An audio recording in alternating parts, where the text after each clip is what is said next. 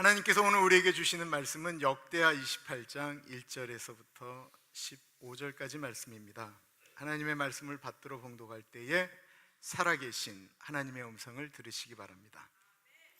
아하스가 왕위에 오를 때에 나이가 20세라 예루살렘에서 16년 동안 다스렸으나 그의 조상 다윗과 같지 아니하여 여호와 보시기에 정직하게 행하지 아니하고 이스라엘 왕들의 길로 행하여 바알들의 우상을 부어 만들고 또 흰놈의 아들 골짜기에서 분향하고 여호와께서 이스라엘 자손 앞에서 쫓아내신 이방 사람들의 가증한 일을 본받아 그의 자녀들을 불사르고 또 산당과 작은 산 위와 모든 푸른 나무 아래에서 제사를 드리며 분향하니라. 그러므로 그의 하나님 여호와께서 그를 아람 왕의 손에 넘기심에 그들이 쳐서 심히 많은 무리를 사로잡아 다메섹으로 갔으며 또 이스라엘 왕의 손에 넘기심에 그가 쳐서 크게 살육하였으니 이는 그의 조상들의 하나님 여호와를 버렸음이라.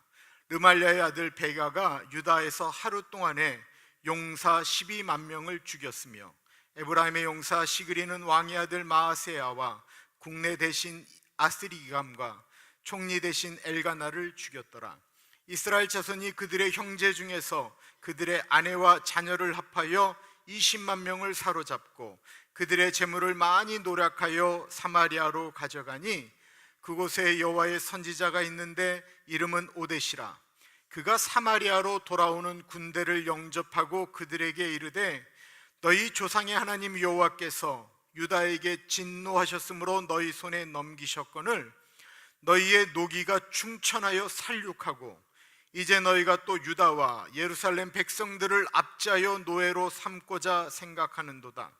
그러나 너희는 너희 하나님 여호와께 범죄함이 없느냐? 그런즉 너희는 내 말을 듣고 너희의 형제들 중에서 사로잡아 온 포로를 놓아 돌아가게 하라. 여호와의 진노가 너희에게 임하였느니라 한지라. 에브라임 자손의 우두머리 몇 사람 곧 요하난의 아들 아사랴와 무실레못의 아들 베레가와 살룸의 아들 여우기스와 하들레의 아들 아마사가 일어나서 전장에서 돌아오는 자들을 막으며 그들에게 이르되 너희는 이 포로를 이리로 끌어들이지 못하리라. 너희가 행하는 것이 우리를 여호와께 허물이 있게 함이니 우리의 죄와 허물을 더하게 함이로다. 우리의 허물이 이미 커서 진노하심이 이스라엘에게 임하였느니라 하매 이에 무기를 가진 사람들이 포로와 노략한 물건을 방백들과 온 회중 앞에 둔지라. 이 위에 이름이 기록된 자들이 일어나서 포로를 맞고 노략하여 온 것 중에서 옷을 가져다가 벗은 자들에게 입히며 신을 신기며 먹이고 마시게 하며 기름을 바르고 그 약한 자들을 모두 나귀에 태워 데리고 종려 나무성 여리고에 이르러 그의 형제에게 돌려준 후에 사마리아로 돌아갔더라. 오늘은 역대하 28장 1절에서부터 15절의 말씀을 가지고 천사를 만나보셨나요? 라는 제목으로 말씀을 나누고자 합니다. 세상에 천사가 있을까요? 저는 성경에 쓰여져 있으니 분명히 천사가 있다라고 믿습니다. 그리고 천사가 성경에만 존재하는 것이 아니라 저희 교인 중에 얼마 전 천사를 만난 분이 계셨습니다. 그분이 저에게 목사님, 하나님이 보내주신 천사를 만났습니다라고 말씀하셨습니다. 그분이 미치셨을까요? 광신도일까요? 광신도인지 진짜 천사를 만났는지 한번 들어보시겠습니다. 2주 전 저희 교회 부부가 차에 문제가 생긴 줄도 모르고 91번 프리웨이를 달리고 계셨습니다. 두 분이 보지 못하는 사이에 운전하고 있는데 그 차 뒤쪽에서 불꽃이 튀기 시작했습니다. 차에 기름이 새었는지 어떤 문제가 발생했는지 차가 불꽃이 튀면서 불이 나기 시작한 것입니다. 그리고 차는 점점 앞으로 나아가기 시작했고 차는 점점 불타오르기 시작했는데 두 분은 그것도 모르는 채 마냥 앞으로 가고 계셨습니다. 이제 그 상태가 좀 더 가게 되면 우리가 영화에서 본 것처럼 엔진에 불이 붙으면 그냥 갑자기 터져버리는 것이죠. 그리고 불이 타면 안에 있는 것들은 모두 열에 약하기 때문에 그 안에서 돌아가실 수 있는 상황이었습니다. 그때 어느 차가 그 두 분이 모는 차를 가까이 붙어서 차를 세우고 두 분을 연기가 나는 와중에 끄집어 내셨습니다. 그리고 두 분이 나오자마자 차는 불타오르기 시작했고 그 자리에서 전소하였습니다. 조금만 지체되어도 큰일 날 상황이었습니다. 두 분이 무슨 정신이 있었겠습니까? 넋이 나간 거죠. 그 사이에 그분이 구급차 부르고 경찰관들에게 연락을 하여서 그 일을 수습할 수가 있었습니다. 모든 것이 다 정리가 되는 동안 두 분은 정신이 없어 하시고 그 사람이 대신해서 모든 것들을 정리한 후에 떠났습니다. 이제 정신이 좀 든 후에 저희 교회 교인이 그분에게 찾아가서 고맙다라고 하는 인사를 드리려고 백방으로 수소문하고 거기에 왔던 경찰관들에게 물어보았지만 그분은 어떠한 연락처도 남기지를 않았습니다. 그분이 없었다고 한다면 저는 저희 교회 어른 두 분을 잃었을 수도 있습니다. 그러나 엄밀한 의미에서 제가 보기에 두 분이 만난 그 천사는 천사가 아닌 사람입니다. 그러나 두 분에게는 천사가 아니었을까요? 천사를 만나신 분이 궁금하시죠?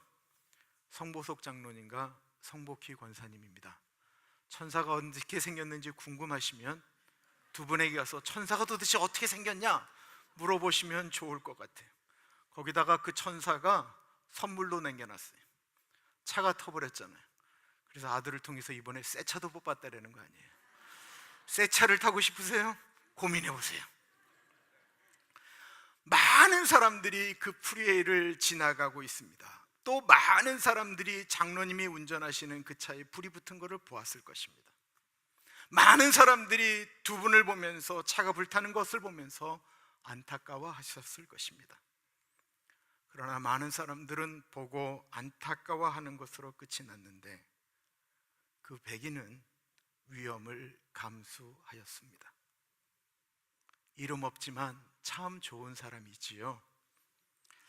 반대로 어떤 사람이 한 나라의 지도자가 되었기 때문에 그 나라가 힘들어지고 그 사람이 CEO가 되었기 때문에 회사가 어려워지고 그 사람을 만났기 때문에 한 사람의 인생이 가정이 불행해지기도 합니다.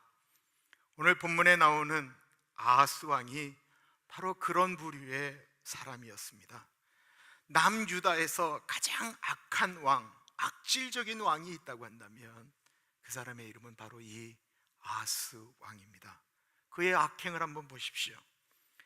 아하스가 왕위에 오를 때에 나이가 20세라 예루살렘에서 16년 동안 다스렸으나 그의 조상 다윗과 같지 아니하여 여호와 보시기에 정직하게 행하지 아니하고 이스라엘 왕들의 길로 행하여 바알들의 우상을 부어 만들고 또 흰놈의 아들 골짜기에서 분향하고 여호와께서 이스라엘 자손 앞에서 쫓아내신 이방 사람들의 가증한 일을 본받아 그의 자녀들을 불사르고 또 산당과 작은 산 위와 모든 푸른 나무 아래에서 제사를 드리며 분향하니라.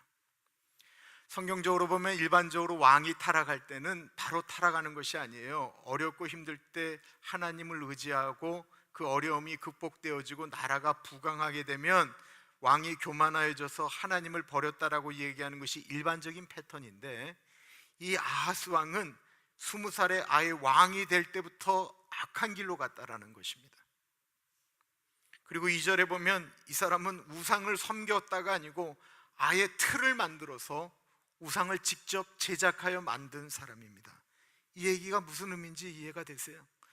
예수 믿는 사람들 중에 그래도 하나님께 아무리 기도해도 응답이 없고 그러니까 그냥 점집에 가서 점을 보는 분들이 계실 수 있어요. 그럴 수 있어요. 그 하나님이 기뻐하지 않는 일인데 그렇게 하실 수 있어요. 그런데 이 일은 점집을 간 게 아니고 이 사람이 직접 점집을 차렸다라는 얘기와 똑같은 얘기예요.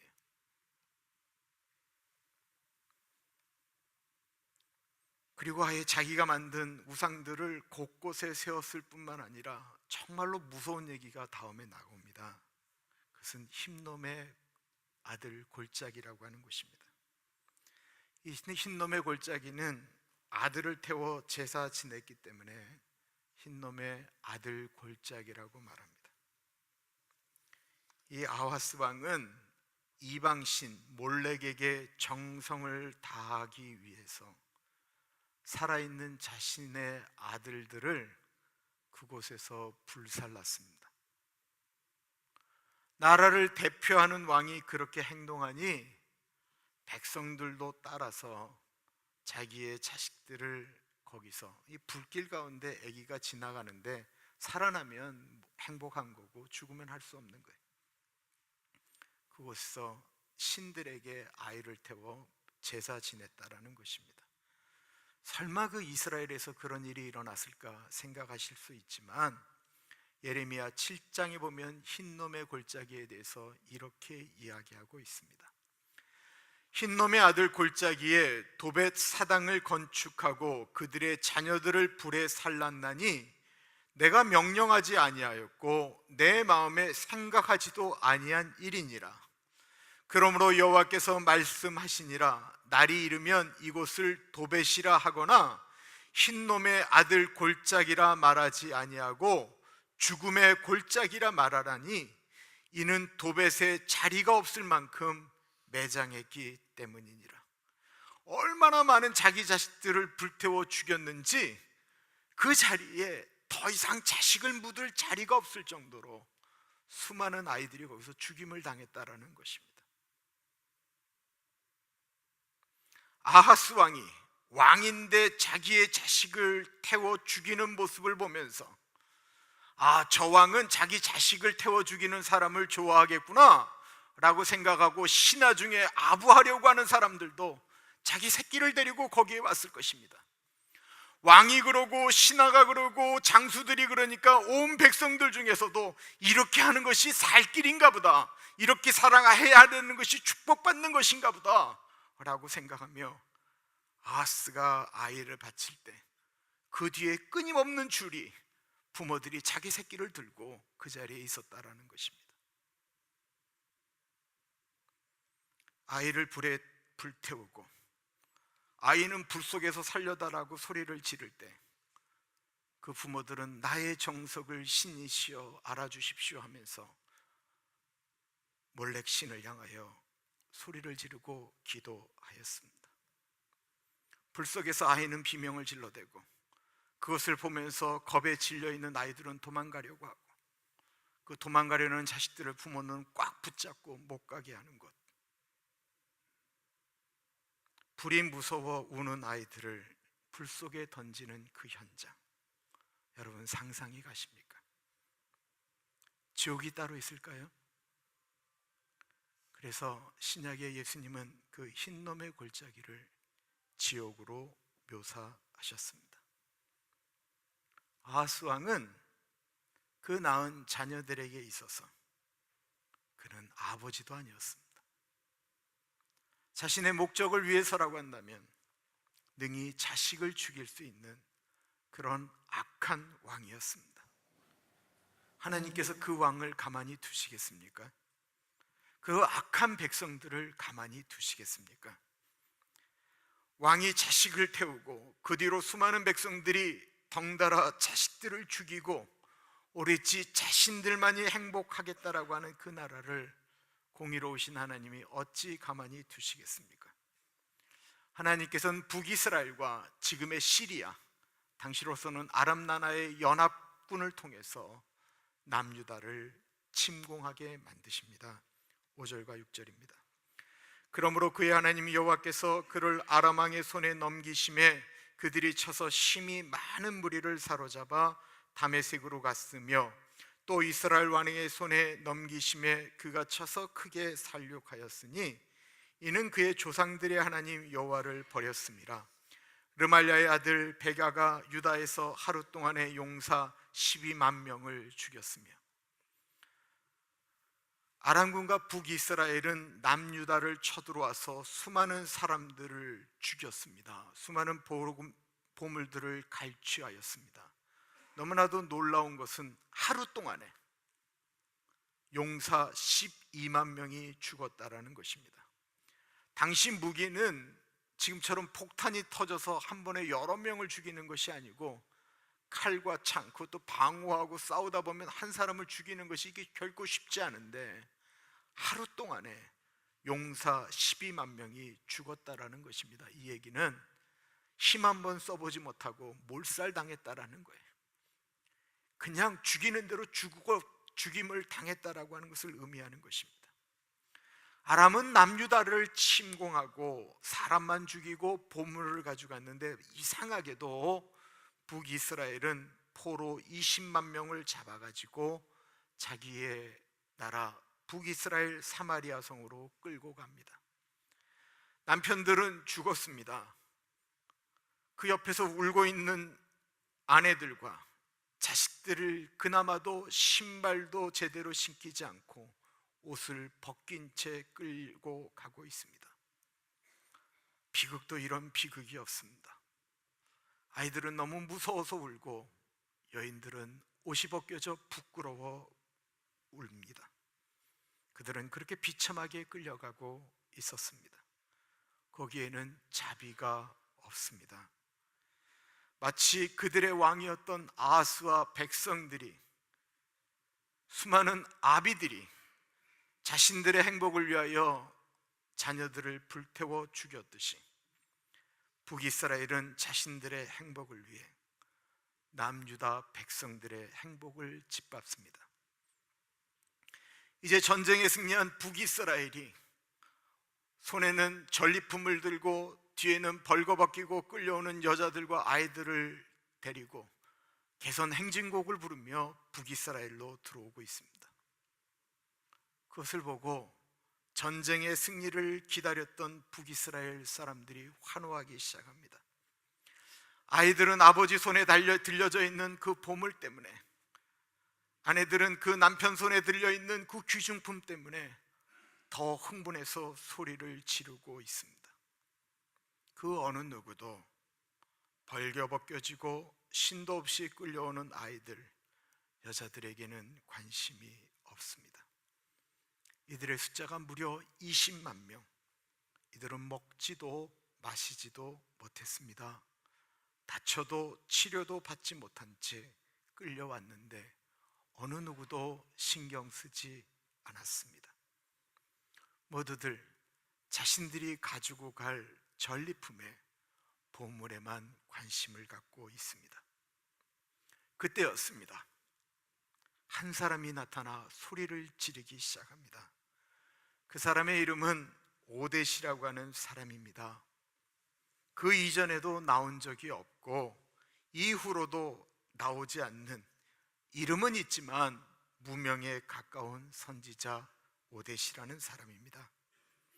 오뎃이 승리의 환호성을 지르고 있는 북이스라엘 군인들과 군중들 앞에 찬물을 끼얹는 소리를 합니다.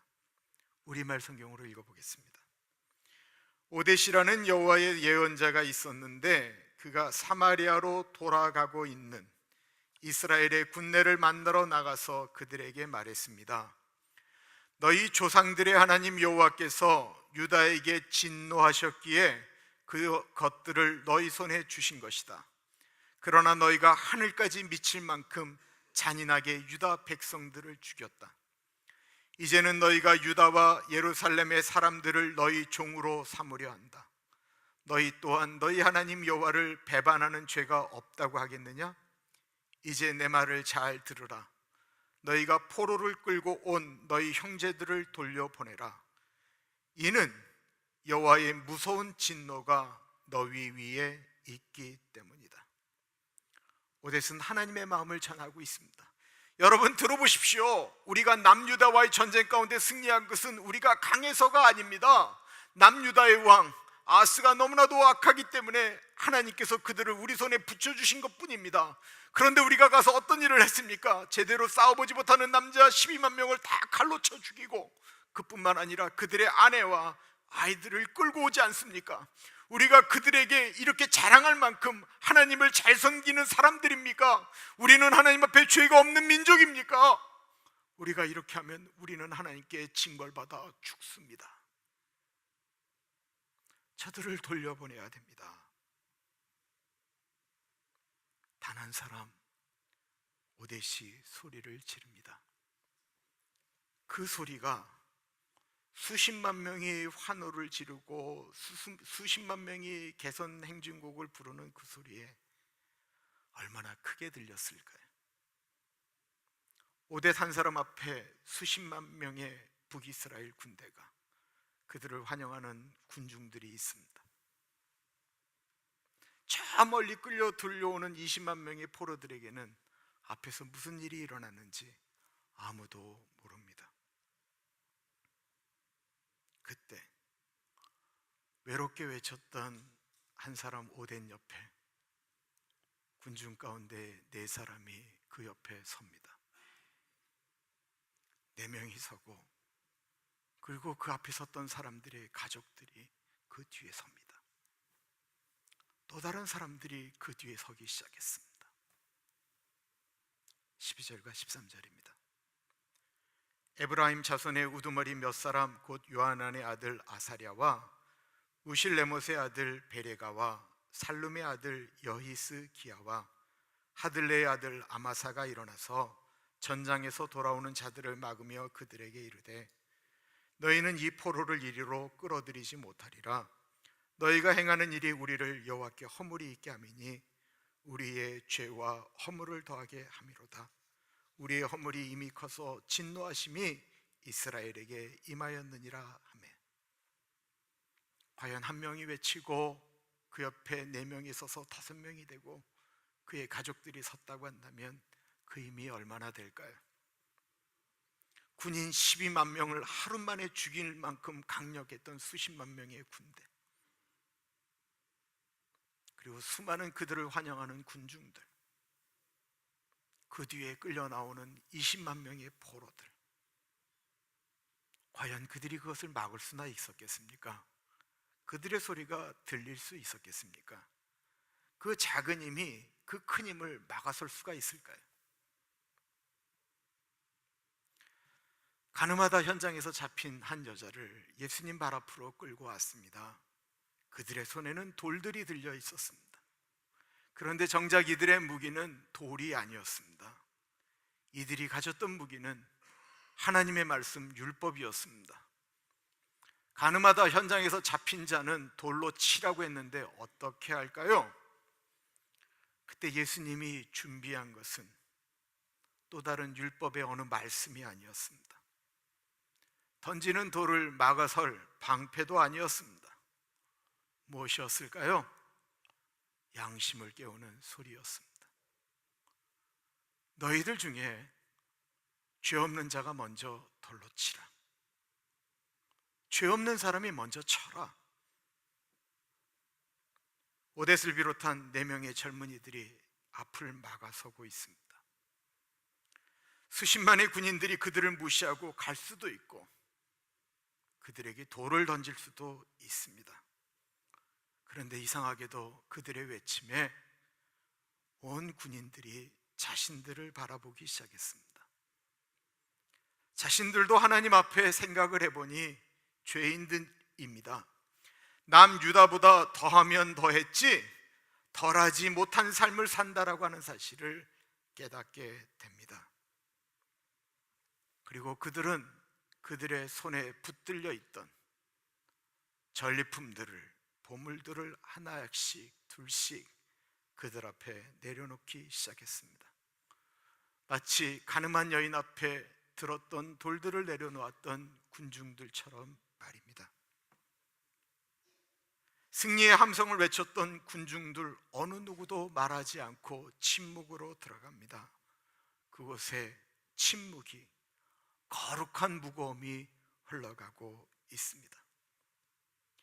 마치 돌로 가늠하다 잡힌 여인을 돌로 치라고 외치다가 죄 없는 사람이 먼저 치라는 예수님의 말씀에 자신을 돌아보며 침묵하였던 사람들처럼 말입니다. 어느 정도의 시간이 흐른 후에 오뎃을 비롯한 4명의 젊은이들이 옷을 가져다가 벌거벗은 여인들에게 주기 시작했습니다. 정신을 차린 군중들도 모여진 옷가지들을 들어서 벌거벗은 여인들에게 입혀주기 시작했습니다. 신발을 신겨 주었습니다. 마음이 따뜻한 여인들은 벌거벗겨진 여인들에게 다가가 자신의 옷을 벗어서 입혀 주었습니다. 그리고 그들을 데리고 남유다성 여리고로 데리고 갑니다. 그리고 거기서 먹이고 입히고 그들의 상한 몸, 찌그러진 얼굴들, 더러워진 모습들을 씻기고 머리에 기름까지 발라 주었습니다. 포로들 20만 명은 무슨 일이 일어났는지 도대체 어리둥절할 뿐입니다. 이제는 우리가 죽었구나, 이제는 우리가 노예로 사는구나 라는 생각만 하였습니다. 그들은 오뎃이 누구인지 알지 못합니다. 4명의 젊은이들의 이름도 알지 못합니다. 그런데 갑자기 그들의 삶에 구원이 일어났던 것입니다. 오뎃이나 4명의 젊은이가 걱정한 것은 사실 포로로 잡혀온 그들이 아니었습니다. 그들이 걱정하였던 것은 정작 자신의 백성이었습니다. 만약에 저들을 압제하면 하나님께서 우리를 심판하실 것이다라는 것입니다. 그들을 놓아주어야만이 우리 민족이 살 것이다라는 것이었습니다. 이것을 신학적으로 표현하게 되면 남을 돕는 길이 우리가 살 길이다라는 것입니다. 선교가 남을 돕는 거라고 생각하십니까? 천만에요. 선교하면 남을 돕는 것이 아니고 내가 도움을 받는 것입니다. 사람을 바꾸고 세상을 바꾸는 것이 잘못된 사람들을 돌로 쳐 죽이면 그게 바뀔 것이다라고 생각하십니까? 다른 사람들의 허물, 단점을 있는 그대로 다 까발려서 좀 더 좋아진 교회, 세상, 사회, 회사, 국가를 여러분 보신 적이 있으십니까? 천사를 보신 적이 있으십니까? 오뎃을 비롯한 사람들 때문에 살아난 20만 명의 사람들에게 물으면 우리는 이름을 모르는 천사를 보았다라고 말할 것입니다. 크리스마스를 맞아 멕시코에 있는 고아들에게 선물을 주기 위해서 교회 어르신들이 15불에서 20불씩 헌금을 하셨습니다. 그런데 우리가 돈을 보낼 수는 없기 때문에 매주 한 젊은 여집사님이 아이들 들쳐업고 여기저기 스토어 돌아다니면서 장난감을 준비했습니다. 한 번에 움직이는 것이 아니고 매주 돈이 들어왔기 때문에 매주 갔다 왔다 해야만 했습니다. 너무 수고해서 미안할 지경입니다. 그렇게 모인 장난감이 멕시코의 어느 고아원에 주어집니다. 그들은 가나안 교회 식구들 얼굴 전혀 모릅니다. 이렇게 장난감이 만들어져서 포장돼서 멕시코 국경을 넘어 우리 손에 들어올 때까지 얼마나 많은 손을 거쳐야 됐는지도 그들은 전혀 모를 것입니다. 그러나 우리들은 그들에게 천사가 되어 있을 것입니다. 천사를 보셨습니까? 아직 못 보셨습니까? 그러면 한번 생각을 해보십시오. 하나님께서 우리의 지금까지의 인생 가운데 보내주셨던 수많은 천사들을 한번 생각해 보십시오. 천사를 만나는 것보다 더 멋진 꿈을 꾸고 싶지 않으십니까? 그것은 내가 천사는 만나보지 못했지만 내가 천사가 되는 꿈을 꾸는 것입니다. 이름 없는 오뎃과 이름 없는 네 명의 젊은이와 같은 천사가 되어 보시지 않으시겠습니까? 천사가 돼서 멋지고 선한 일을 감당하고 싶지는 않으십니까? 그리고 잊지 마십시오. 만약에 내가 그 일을 행한다고 한다면 그것은 다른 사람을 위한 선한 일이 아니고 나와 내 가족과 내 교회와 내 민족을 위한 길이다라는 사실을 말입니다. 기도하겠습니다.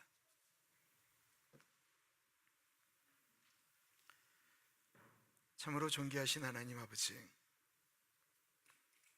이 민족의 비극 가운데 오뎃이라는 한 젊은이의 외침이 하나님의 마음을 가진 네 명의 젊은이들이 막아서서 하나님의 마음을 전하는 것을 보게 됩니다.